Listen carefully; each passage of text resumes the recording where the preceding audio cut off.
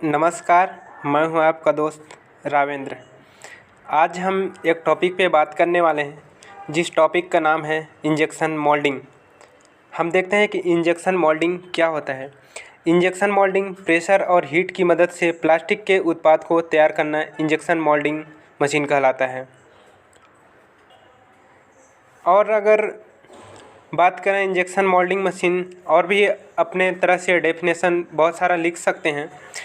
हम और भी कह सकते हैं रॉ मटेरियल को मेल्ट करके प्रेशर और हीट की मदद से मोल्ड में इंजेक्ट करके प्लास्टिक के उत्पाद तैयार करना इंजेक्शन मोल्डिंग मशीन कहलाता है। इंजेक्शन मोल्डिंग मशीन 3 प्रकार के होते हैं: hand injection moulding machine, semi automatic और फुली ऑटोमेटिक। तो दोस्त, आज जो बात करने वाले हैं हम हैंड इंजेक्शन मोल्डिंग मशीन के बारे में बात करेंगे। हैंड इंजेक्शन मोल्डिंग मशीन के मुख्य 2 भाग होते हैं। वो होते हैं इंजेक्शन यूनिट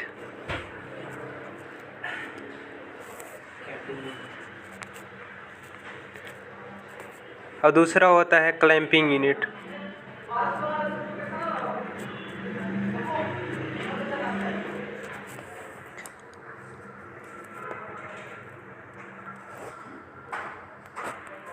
हम देखते हैं कि इंजेक्शन यूनिट में कौन कौन से मुख्य भाग होते हैं।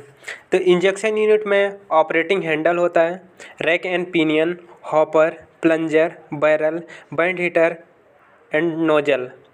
और क्लैंपिंग यूनिट की बात किया जाए, इसमें क्लैंपिंग जा, लॉकिंग हैंडल, क्लैंपिंग बेस और मोल्ड। मोल्ड में 2 भाग होते हैं, core and cavity. Core internal भाग होता है और कैविटी एक्सटर्नल। आगे हम इनके थोड़ा एक्सप्लेन के बारे में देखते हैं कैसे काम करते हैं। तो दोस्त देखते हैं, और पहले होता है इंजेक्शन यूनिट की जो भी भाग हैं, मुख्य भाग हैं, उनके हम एक्सप्लेन के बारे में बताते हैं। ऑपरेटिंग हैंडल जो होता है, ऑपरेटिंग हैंडल के द्वारा मशीन को हम ऑपरेट करते हैं, मतलब चलाते हैं। रैक इन पिनियन जो होता है, तो उसको ऑपरेटिंग हैंडल ऊपर नीचे करता है। रैक इन पिनियन क्या होता है दोस्त? रैक इन पिनियन जो होता है, ये रैक इन पिनियन सर्कुलर मोशन को लीनियर मोशन में कन्वर्ट करता है। यदि हिंदी में बात करें तो घूर्णन गति को रेखीय गति में कन्वर्ट करता है रैक एंड पिनियन।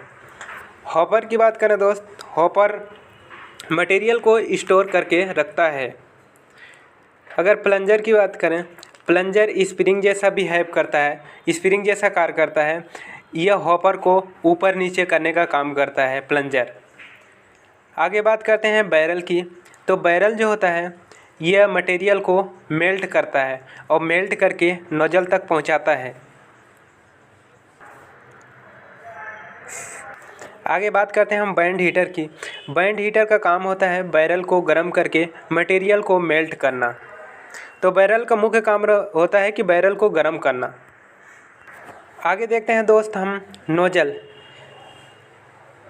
नोजल का काम होता है मटेरियल को इंजेक्ट करके मोल्ड में डालना। नोजल जो होता है दोस्त, तो वो सिरिंज की भांति काम करता है। जैसे आपने कभी देखा होगा इंजेक्शन लगाते हुए किसी को, तो नोजल जो होता है तो नीडल सुई की तरह काम करता है। और जो सिरिंज होता है वो बैरल होता है, और उसमें जो भी मतलब मेडिसिन डाला जाता है तो वो मटेरियल होता है।